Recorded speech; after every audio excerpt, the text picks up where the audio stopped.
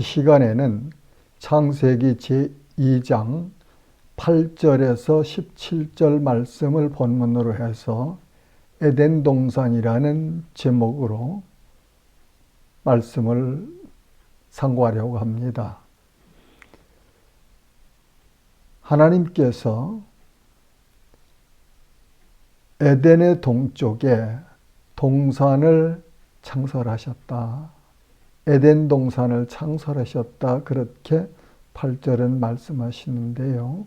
그 당시 하나님께서 에덴 동산을 창설하실 당시에 지구의 상태는 어땠는가를 창세기 2장 5절, 6절 말씀을 살펴보도록 하겠습니다.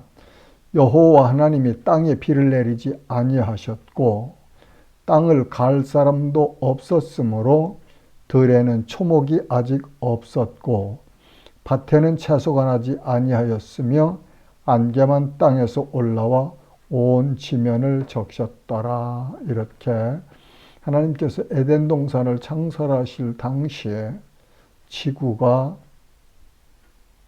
어떤 상태였는지를 가르쳐 주셨어요. 8절에는 여호와 하나님이 동방의 에덴에 동산을 창설하시고 그 지으신 사람을 거기 두시니라. 지구가 초목이나 과일을 낼 수 없는 그런 상태에서 하나님께서는 자기 형상을 따라 사람을 지으시고 창조하시고 그 사람이 살 곳을 만들어 주셨는데 그곳이 바로 에덴 동산입니다. 하나님께서 첫사람 아담이 살 수 있는 동산을 만드시고 거기서 살게 해 주셨습니다. 그 동산에는 네 강이 흘렀다고 10절부터 14절 말씀에 기록되어 있어요.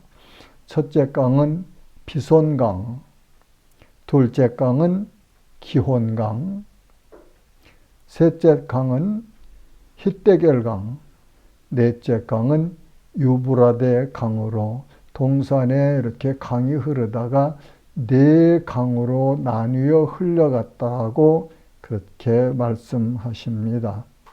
그 하나님께서 만드신 동산에는 보기에 아름답고 먹기에 좋은 열매가 맺는 나무들이 나도록 하나님께서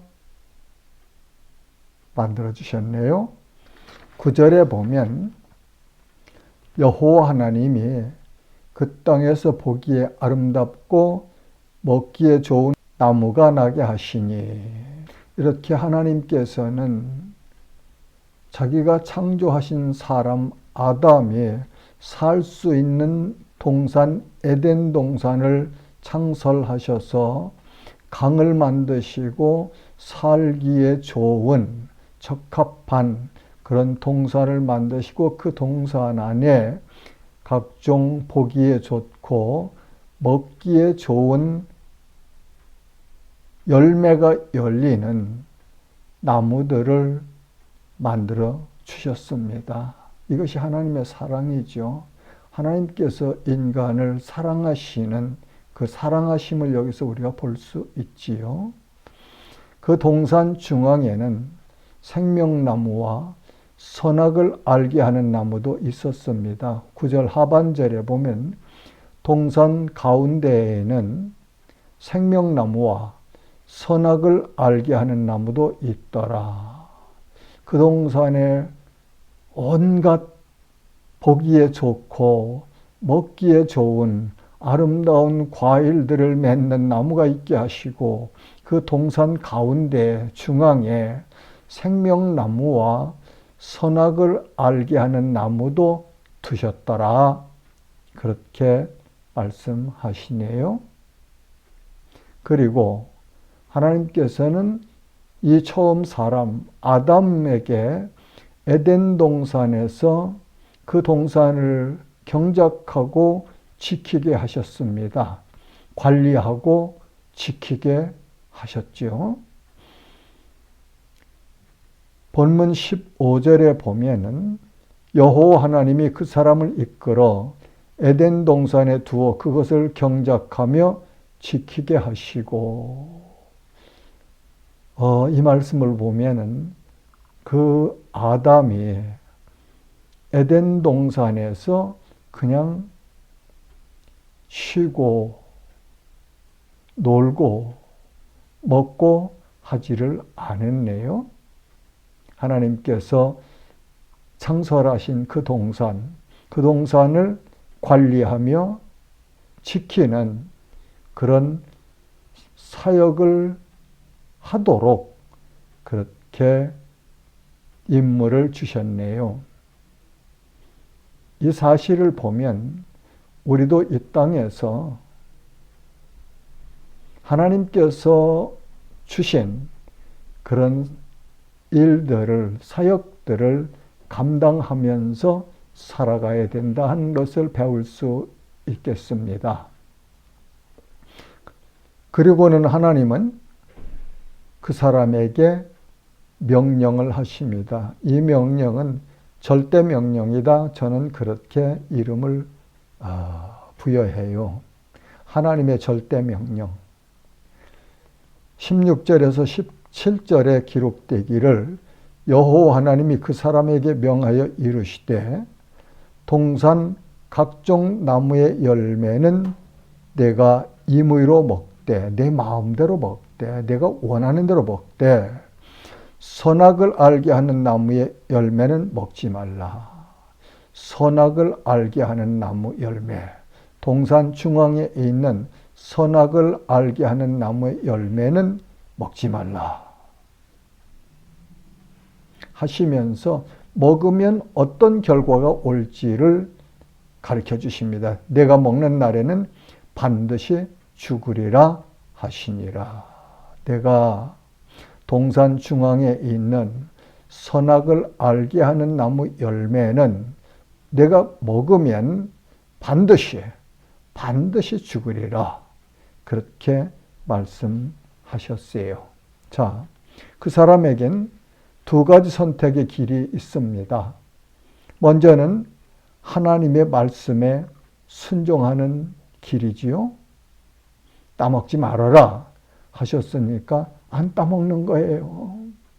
안 따먹는 거예요. 그것이 하나님의 말씀에 순종하는 것이거든요. 다른 하나는 하나님의 명령을 불순종하는 길이지요. 그 사람은 하나님의 명령에 순종하면 죽지 않고 행복하게 살 수가 있습니다. 그러나 반대로 하나님의 명령에 불순종하여 선악을 알게 하는 나무의 열매를 따먹으면 죽게 됩니다. 반드시 죽게 됩니다. 그러면 우리가 순종은 어떤 때에 할 수 있나요? 하나님을 믿고 하나님의 말씀을 믿을 때 하나님의 말씀에 순종할 수가 있는 것이지요. 반대로 불순종은 하나님을 믿지 못하여 의심할 때 나타나는 행동이라고 할 수 있겠습니다. 이 사람이 하나님을 신뢰하고 사랑하면 하나님의 말씀을 순종할 것입니다.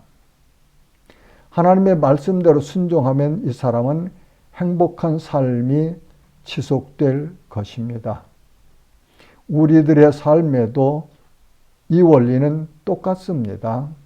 성도가 하나님을 신뢰하고 사랑하며 하나님의 말씀에 순종하여 살면 그 결과는 행복한 삶이 보장되어 있지요. 그러나 하나님을 믿지 아니하고 하나님을 사랑하지 않을 때는 하나님의 말씀에 불순종하여 불순종의 열매가 맺히게 되겠지요. 이럴 때는 어떻게 될까요? 행복의 반대 길을 가게 될 수밖에 없겠죠. 어두운 밤이 찾아오게 될 것입니다. 에덴 동산이 아닌 광야로 나가서 광야 훈련을 받게 될 것입니다. 우리는 언제나 선택할 수 있는 의지가 있습니다. 이 의지를 하나님께서 사람에게 주셨는데 이 의지를 자유의지라고 그렇게 부르지요.